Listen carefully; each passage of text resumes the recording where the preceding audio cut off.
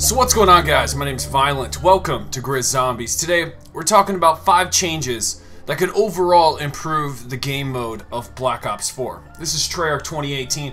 It's supposedly confirmed that it's Black Ops 4, but I'm not going to confirm it until Treyarch, Call of Duty, or Activision hit us with that confirm. So drop a like on this video and subscribe. Let me know in the comment section if you're new. And if anything here sparks an idea, hit me up over on Twitter at GrizzViolent. It's the best place to keep talking zombies.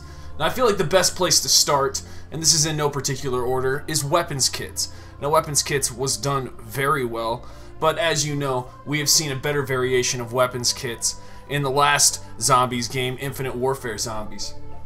I think what I want to see is a collective all-in-one tab-over style menu, and that's what we got in Infinite Warfare Zombies. And I believe that Infinity Ward really perfected this system with weapon kits, and if we were to go towards anything to make the Black Ops 3 weapons kits any better, it would be somewhat of mirroring Infinite Warfare Zombies. Let me know down in the comment section if you guys agree. You want an all-in-one tab-over menu, or do you need more options just to get into your own weapons? I don't really like that.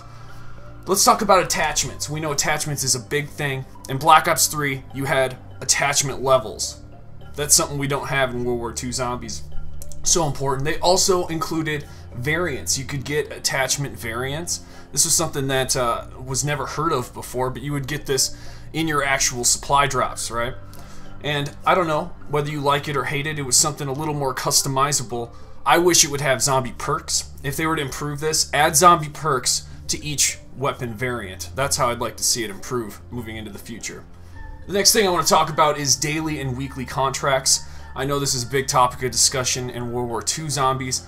In Black Ops 3, they just mostly featured the daily challenge.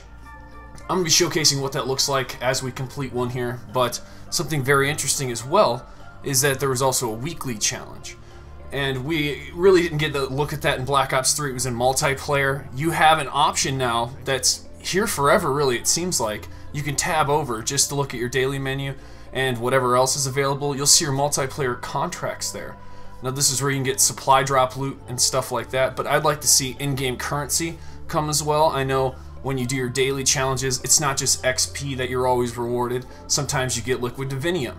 I'd like to see crypto keys, the new key system, whatever that's going to be in Black Ops 4. I think Infinite Warfare had it right with the shared key system between zombies and multiplayer. It should be a shared currency. That should absolutely return.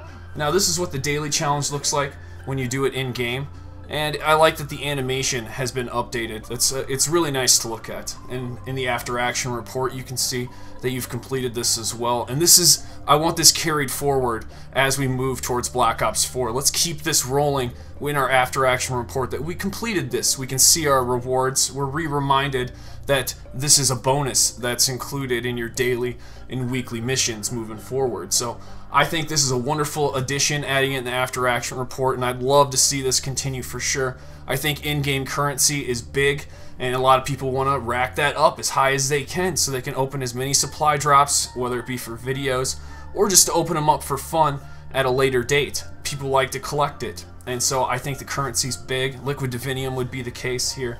But I think a missing element that just hasn't been thought of yet is co-op online to solo offline. Now I wrote the description of this a certain way for a reason.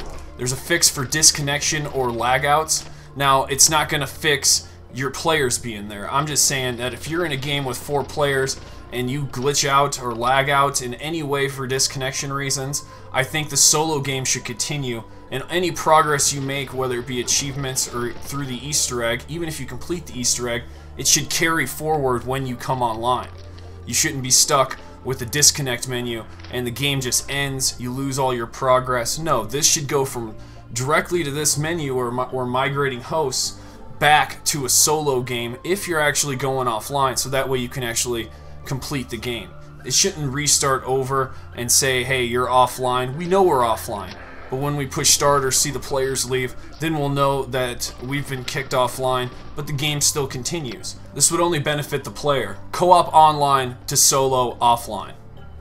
Now I want to talk about theater mode. I think we need an upgrade for this. Now it was great in Black Ops 3. Things started loading better later on during the season pass. We had a couple updates, really polish off theater mode, But I want to talk about how I've just logged in now and I have no games saved.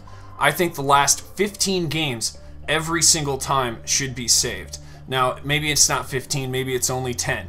But as long as we know and we have a count in our head that no matter what happened, whether we lagged out or anything, that footage is going to be saved. It should be archived at all times. Like, your last game is going to show up in theater mode. We don't have to worry that we didn't capture something if we lagged out or something like that.